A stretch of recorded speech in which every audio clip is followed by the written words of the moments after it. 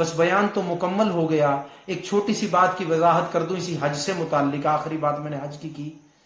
لوگ جو ہے آج کل سنسنی پھیلا رہے ہیں یوٹیوب پہ، فیس بک پہ، دوسرے جتنے بھی نیٹ کے ذریعے ہیں اس پہ ایک سنسنی پھیلائی جا رہی ہے کہ جی اس سال حج نہیں ہوگا. نعوذ باللہ من ذالک. یہ بہت بڑی بات وہ کر رہے ہیں. اگر دیکھیں اس کو سوچیں تو وہ کتنی بڑی بات کر رہے ہیں کہ جی اس سال حج نہیں ہوگا. نعوذ باللہ، اللہ نہ کرے میرا مالک ایسا ہو. تو میرے دوستو کہتے ہیں جی اس سال حج نہیں ہوگا. پھر احادیث بھی لے آتے ہیں کہ جی جس سال حج نہیں ہوگا اس سال کیا کیا ہوگا. بھئی وہ تو احادیث کی بنیاد ہی ہے کہ حج نہیں ہوگا. تو کیا حج کا مہینہ گزر چکا ہے؟ سوچنے کی بات یہ ہے. ابھی حج کا مہینہ آیا بھی نہیں، آپ لوگوں نے پہلے سے سنسنی پھیلانی شروع کر دی ہے. خدا را اپنے حال پہ رحم کریں. جو اللہ کی وحدانیت کی اور اسلام کی سچی نشانیوں میں سے ایک نشانی ہے، حج ہر سال ہوگا، تو اس کو تم لوگ جو ہے گنہانے کی کوشش کر رہے ہو. ابھی حج کا مہینہ آیا کوئی نہیں. حج کی جو ہے ذی الحج کی وہ حج کی تاریخیں گزری بھی نہیں. آپ لوگوں نے ایڈوانس ہی کہنا شروع کر دیا، پہلے ہی کہنا شروع کر دیا جی اس سال حج نہیں ہوگا. کس نے آپ کو بتا دیا اس سال حج نہیں ہوگا؟ میں آپ کو بتا دیتا ہوں، انشاءاللہ اللہ کے فضل و کرم سے اس سال حج ضرور ہوگا. یہ تاریخ بھی نوٹ کر لیں، بیان کا وقت بھی نوٹ کر لیں. انشاءاللہ اس سال حج ضرور ہوگا. اب جو غور طلب بات ہے وہ یہ ہے کہ اگرچہ تعداد کم ہو، بات سمجھ رہے ہیں؟ تعداد ہوتی ہے نا لاکھوں میں حاجیوں کی، تب بھی تو حج ہی ہوتا ہے. تو اگر چند 100 ہوں، چند ہزار ہوں، تو کیا حج نہیں ہوتا؟ آپ مجھے بتائیں، کسی عالم دین سے فتویٰ پتا کریں، کسی عالم دین سے پتا کریں. یہاں تو فیس بک پر اور جناب یوٹیوب پر لوگ مفتی بنے ہوئے ہیں، دین کے بنیادی اصولوں کا بھی نہیں پتا. ٹھیک ہے نا، جو بنیادی اصول ہیں ان کا بھی نہیں پتا. اور نہ جناب والا جو ہے نہ نماز کا پتا ہے، نہ اللہ توبہ کا پتا ہے، کسی چیز کا کوئی نہیں پتا. اس کے باوجود مفتیان بنے ہوئے خود فتوے دے رہے ہیں. اس طرح نہ کیا کریں میرے دوستو، اپنے حال پہ رحم کیا کریں. یہ دین ہے، کوئی مذاق نہیں ہے کہ ہر انسان مفتی بن جائے، ہر انسان اس میں فتوے دینے لگے. فتویٰ صرف وہ دے سکتا ہے میرے دوستو جس کو قاضی کا منصب دین نے عطا کر دیا ہو، مفتی کا منصب دین نے عطا کر دیا ہو. وہ مسئلہ جو ہے آپ کو فتوے کے ذریعے بتا سکتا ہے. باقی عام انسان کو اختیار نہیں ہے کہ وہ اپنے پاس سے مسائل گھڑنا شروع کر دے. تو اب یہ مفروضہ گھڑا کہ جی حج نہیں ہوگا، انشاءاللہ حج ضرور ہوگا. جو قابل غور بات ہے کہ اگر لاکھوں نہیں کریں گے، چند ہزار کر لیں، چند 100 کر لیں، حج تو ہوا نا. سال میں حج کا ناغہ تو نہیں ہوا، حج تو ہوا نا میرے دوستو. میں آپ کو مثال دیتا ہوں کہ ایک مسجد وہ ہو جس میں 5000 نمازی ایک وقت میں نماز ادا کرتے ہوں. فجر کی نماز میں 5000 نمازی، ایک ایسی مسجد ہو، میں آپ کو مثال دے رہا ہوں، ماشاءاللہ ایسی مسجدیں ہیں کہ ایسی مسجد ہو جس میں 5000 بندہ فجر کی نماز ادا کرے، پھر 5 سے بھی بڑھ جائے جب ظہر کا وقت آ جائے، پھر عصر کے وقت میں اس سے بھی زیادہ، پھر عشاء کے وقت میں اس سے بھی زیادہ، مغرب کے وقت میں بھی اس سے زیادہ. تو 5 یا 6000 بندہ اس مسجد میں نماز ادا کر رہا ہے. تو ہم کیا کہیں گے؟ نماز با جماعت قائم کی گئی ہے. ایسے ہی ہوگا نا، نماز ہوگی نا بھائی، جماعت کے ساتھ ہوگی نا، ثواب بھی پورا ملے گا. اچھا، اب ایک دوسری مسجد ہے جس میں ایک امام کھڑا ہے، اس کے ساتھ 2 نمازی ہیں یا ایک نمازی ہے. میں آپ کو مثال دے رہا ہوں، اللہ نہ کرے کبھی ایسا ہو، میرا رب نہ کرے، اللہ اپنے گھروں کو آباد رکھے میرا مالک. دعا کرتے ہیں اللہ اپنے گھروں کی رونق کو دوبالا فرمائے. یہاں یہ بھی یاد رکھ لیں کہ محلے کی مسجد ہو یا جناب علاقے کی مسجد ہے آپ کی، اور میرے دوستو یہ ہاتھ باندھ کے گزارش کر رہا ہوں کہ اگر نماز پڑھنے اس مسجد میں نہیں جاتے تو وہ مسجد بد دعا کرتی ہے. جو نماز پڑھنے آتے ہیں ان کے لیے دعا کرتی ہے، جو نماز نہیں پڑھتے ان کے لیے بد دعا کرتی ہے، اور تباہی اور بربادی کی بد دعا کرتی ہے ان کے لیے کہ اللہ تو اسے تباہ و برباد فرما، اس نے مجھے ویران کیا ہے، یہ مجھے رونق نہیں بخشتا، میرے میں آ کے نمازیں نہیں پڑھتا. تو میرے دوستوں مسجدوں کی دعا لینی چاہیے، بد دعا نہیں لینی چاہیے. لیکن فور ایگزامپل میں ایک امتحان کے طور پہ بات کر رہا ہوں آپ سے، ایک مثال کے طور پہ بات کر رہا ہوں. ذرا یہ مثال اپنے ذہن میں رکھیں. ایک وہ مسجد ہے جس میں 5000 بندہ یا اس سے بھی زائد 5 نمازیں پڑھتا ہے، اور دوسری وہ مسجد ہے जिसके अंदर 5 वक्त नमाज तो होती है, लेकिन एक इमाम साहब होते हैं, 2 मुक्तदी होते हैं, लेकिन 5 वक्त बाजमात नमाज होती है। तो मुझे ये बताइए कि वो मस्जिद अगर उसमें कहें कि नमाज को कायम किया गया है, तो इसके बारे में क्या कहेंगे कि जमात छोड़ दी गई है? बताएं, आप मुझे इसका जवाब दें। क्या जमात छोड़ दी गई है?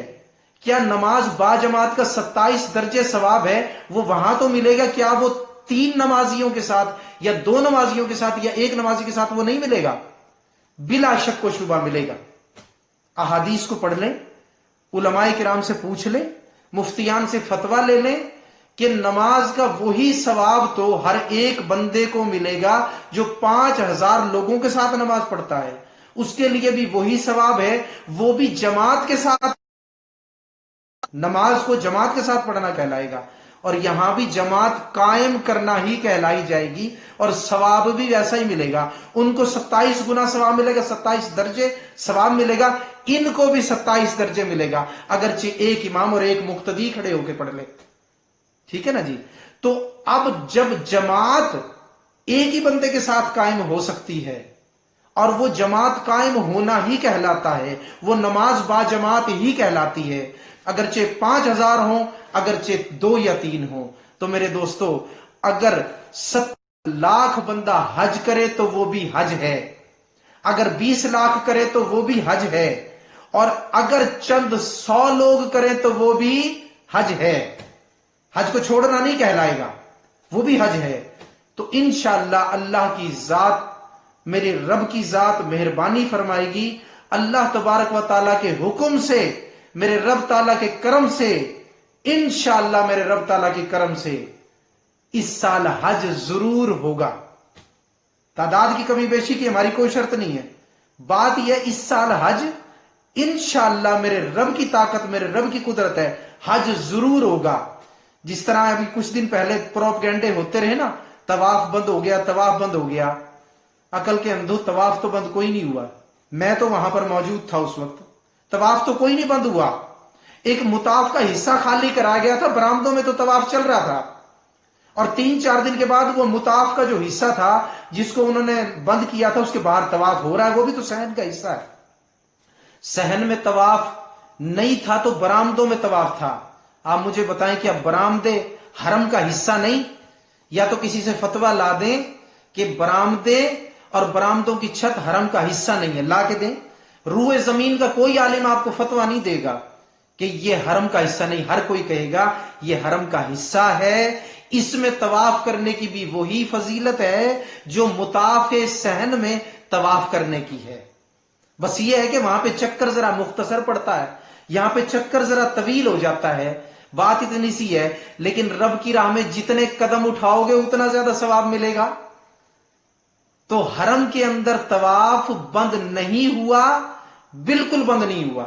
जहां तक परिंदों की बात है कि जी परिंदे तवाफ कर रहे थे, तो मेरे दोस्तों इंसान भी तवाफ करते हैं, परिंदे भी तवाफ करते हैं। वो ऐसा नहीं था कि इंसानों का तवाफ बंद हो गया था तो परिंदों का तवाफ हो रहा था, ऐसी बात नहीं थी। मैं तो खुद वहां पर मौजूद था, बारहा मैंने ये मंजर देखे हैं परिंदों के तवाफ वाले। कभी एक परिंदा आता है, कभी 2 आ जाते हैं, कभी कोई गिरोह आ जाता है, लेकिन इंसान भी तवाफ करते हैं, परिंदे भी तवाफ करते हैं। यानी उनका अपना तवाफ है, इंसानों का अपना है। ना परिंदों का, ना जानवरों का तवाफ कभी रुकता है, ना इंसानों का तवाफ कभी रुकता है। तो इसको इधर से उधर जोड़ के क्या करके दिखा दिया भाई नाउजुबिल्लाह इंसानों का तवाफ बंद हो गया और जानवरों का तवाफ चल रहा है, ऐसा नहीं। परिंदों का तवाफ तो हर वक्त जारी है, तो इंसानों का तवाफ भी जारी रहा, वो तवाफ तो बंद नहीं हुआ, वो तवाफ तो बंद नहीं हुआ मेरे दोस्तों। तो इसी तरह अभी एडवांस प्रोपगेंडे, और वो प्रोपगेंडे भी खुदा की पनाह, अल आयाज़ु बिल्लाह, खुदा की पनाह यकीन करें भाई कैसे बेहिस लोग हैं, कैसे जाहिलियत वाले लोग हैं। वो प्रोपगेंडा भी हरम के बारे में, अल्लाह, जहां का बदला भी नकद मिलता है, जो रब ताला की तौहीद का मरकज है, जो रब ताला की शान का इजहार का मरकज है। वो काबा के अंबिया ने भी उसका तवाफ फरमाया है, मेरे आका अलैहिस्सलातु वस्सलाम ने भी तवाफ फरमाया, हजरत असवद को बोसा भी अता फरमाया। उस हरम के बारे में, उस हरम के बारे में एडवांस बातें, बेबुनियाद बातें कि जी हज ऐसे हो जाएगा, वैसे हो जाएगा, वैसा हो जाएगा। भाई قیامت سے پہلے جب حج موقوف ہوگا نا تو اس زمانے کا بھی بتا دیا گیا، وہ قرب قیامت ہوگا، اور اس کے بارے میں حدیثیں بھی ہیں۔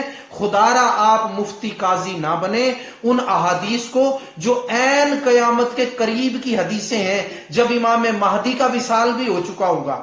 وہ حدیثیں کون سے وقت کے بارے میں ذرا سن لو، وہ حدیثیں جب حج موقوف ہو جائے گا، بند ہو جائے گا، وہ حج موقوف ہوگا حضرت امام مہدی دنیا میں تشریف لا کر آپ کا وصال بھی ہو چکا ہوگا، عیسیٰ علیہ السلام آسمان سے آ کر میرے دوستو پھر جو ہے آقا علیہ الصلوۃ والسلام کے روضے میں دفن بھی ہو چکے ہوں گے۔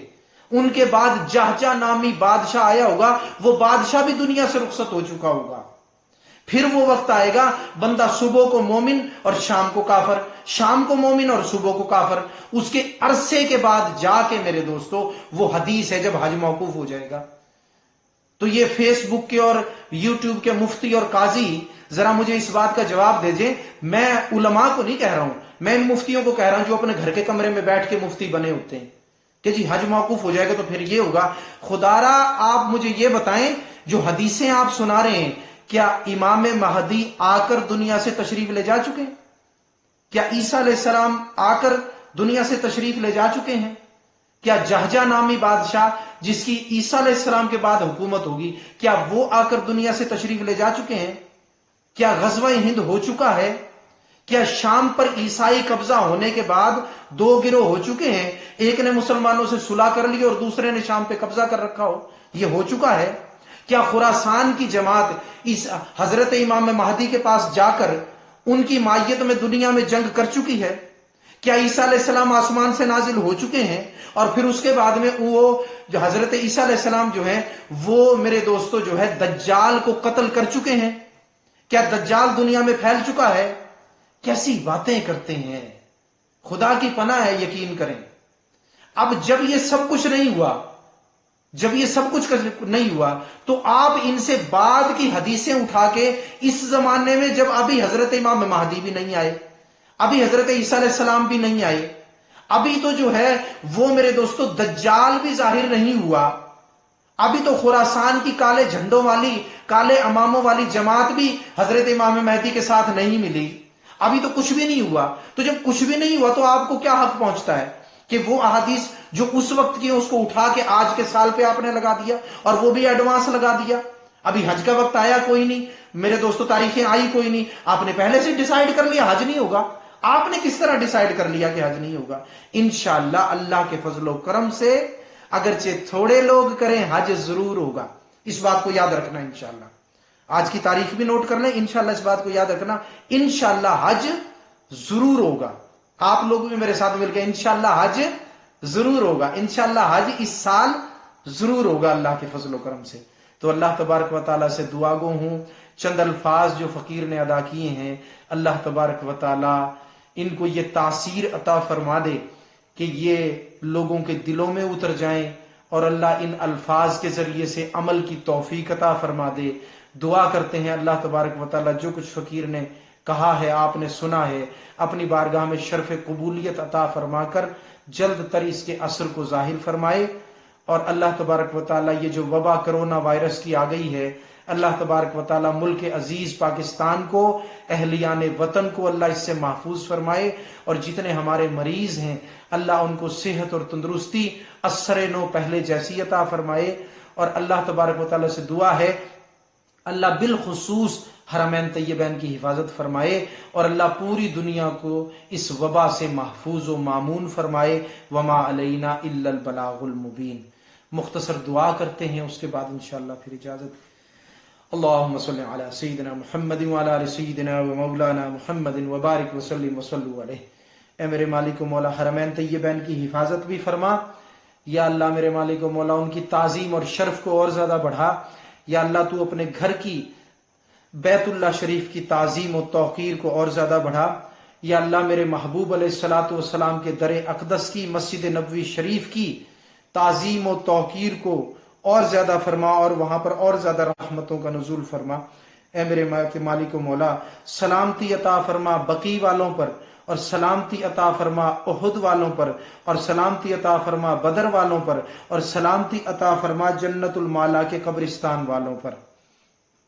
اے میرے مالک و مولا تو اپنا خاص فضل و کرم فرما، جن کے لیے سلامتی کی دعا کی ہے انہی کی برکت سے اہلیان وطن کو بھی سلامتی عطا فرما، اہلیان عرب کو بھی سلامتی عطا فرما، اہلیان ترک کو بھی سلامتی عطا فرما، اور دنیا کی جتنی مسلمان قومیں ہیں یا اللہ اس ملت اسلامیہ کو، اس میں جتنے بھی میرے مالک و مولا ممالک ہیں یا جتنے بھی قبیلے ہیں قومیں ہیں میرے مالک و مولا، ان سب کو سلامتی دے دے، بالخصوص اس وبا سے سلامتی دے دے، آفات و بلیات سے سلامتی دے دے۔ اے میرے مالک و مولا ان کو سلامتی والے دین پر عمل کی توفیق عطا فرما دے۔ اے اللہ تو کرم نوازی فرما دے۔ اللہ میرے مالک و مولا جتنے ہمارے مریض ہیں ان سب کو شفا عطا فرما، ان سب کو شفا عطا فرما، ان سب کو شفا عطا فرما۔ اے اللہ جتنے فقیر کے ساتھ ہاتھ اٹھائے ہوئے ہیں سب کی ضرورتوں کو، حاجتوں کو، سب کی پریشانیوں کو دور فرما، ضرورتوں حاجتوں کو پورا فرما۔ اے میرے مالک و مولا جس کی جو بھی حاجت ہے وہ پوری فرما، جو بھی پریشانی ہے دور فرما، جو بھی مرض ہے دور فرما۔ اللہ صحت اور تندرستی ہم سب کو عطا فرما۔ اے میرے مالک و مولا ہمارے بچوں کو، ہمارے جوانوں کو، ہمارے بوڑھوں کو اس بیماری سے محفوظ فرما۔ اللہ ہماری قوم کو عمل کی توفیق عطا فرما، صبر کی توفیق عطا فرما، نماز کی توفیق عطا فرما، شریعت مطہرہ پہ عمل کی توفیق عطا فرما۔ اے میرے مالک و مولا جو کچھ فقیر نے دعائیں کی ہیں یا اللہ تو اپنی بارگاہ میں ان دعاؤں کو شرف قبولیت عطا فرما اور اس کے اثر کو جلد ظاہر فرما۔ اے میرے مالک و مولا تو اپنے گھر کی بھی حفاظت فرما، تو اپنے حج کے فریضے کی بھی حفاظت فرما، اور بے شک تو خوب حفاظت فرمانے والا ہے، تو خوب حفاظت فرمانے والا ہے۔ اے میرے مالک و مولا کرم نوازی فرما دے، رحم فرما دے، فضل فرما دے، کرم فرما دے۔